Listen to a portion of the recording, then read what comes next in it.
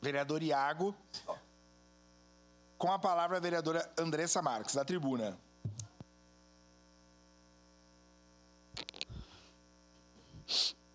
Senhor presidente, nobres colegas, vereadores e vereadoras, esse tema já foi assunto dessa casa aqui na semana passada e, obviamente, por se tratar da vida de muitos brasileiros e brasileiras, é fundamental que essa casa discuta de forma séria as informações e o que isso impacta na vida dos brasileiros.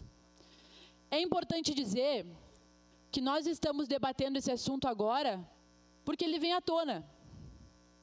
É engraçado. Eu acho muito engraçado, vereador Iago, vereador Bortola, que, porque o governo Bolsonaro começou a investigar. Alguém aqui ficou sabendo da fraude no governo Bolsonaro? Alguém ouviu falar dessas informações do governo Bolsonaro? Alguém ouviu falar em descontos do INSS no governo Bolsonaro? Porque eu não ouvi. Se o governo Bolsonaro, de fato, tivesse compromisso com o INSS, com os aposentados, no governo dele que esse assunto teria vindo à tona. Que ele teria aberto a caixa preta do INSS para todos os brasileiros. E aí, é fácil ser da extrema-direita hoje nesse país, é fácil. Porque jogam com a desinformação. Já disseram, o governo Lula falou, vão congelar os valores dessas associações, dessas entidades que roubaram e vão devolver para todos os aposentados e aposentadas. E aí, a gente não pode ser aqui desonesto com a população. O desmonte do INSS começou em 2016, no governo Temer. Toda a base de vocês votou a favor. Nós precisávamos trabalhar para fortalecer o INSS. Quanta gente precisa se aposentar e não consegue? Quanta gente precisa do auxílio-doença e não consegue? E aí veio o Temer, fez a reforma da Previdência, piorou o INSS. E aí veio o Bolsonaro e fez o quê? Não fez nada. Não fez absolutamente nada, porque o Bolsonaro é amigo da corrupção. É amigo, engraçado, todo mundo do governo dele era corrupto, só ele que não. Um presidente libado, um presidente limpo.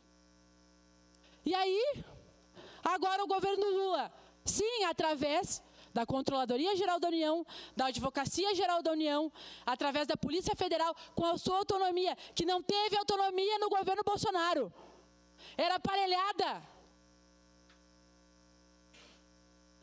Vem à tona esse escândalo que agora, né, a extrema-direita, a direita, vamos fazer uma CPMI. Vamos, nós somos a favor.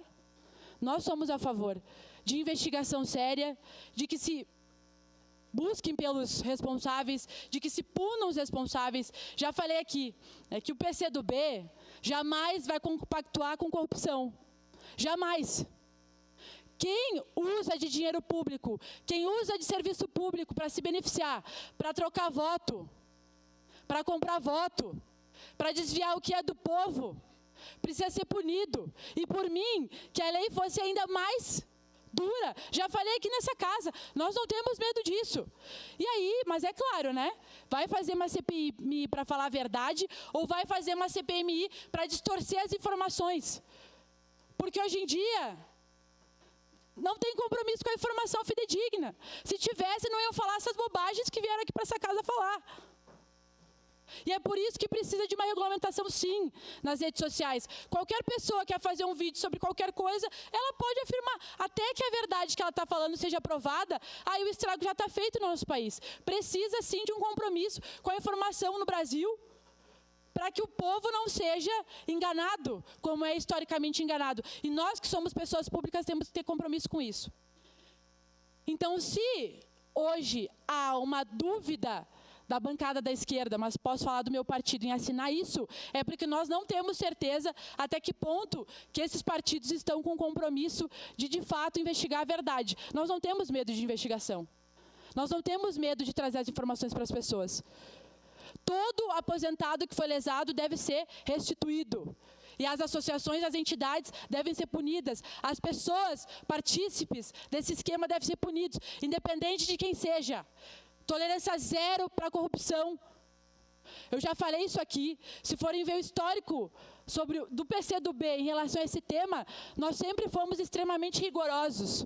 E acho que a nossa lei é branda ainda em relação à corrupção nesse país, que historicamente sofre. Quem sofre é o povo, nas mãos de gente que não tem compromisso com os serviços públicos e com a população. Portanto, votaremos favorável em momento oportuno, senhor presidente. Obrigada. Obrigado, vereador.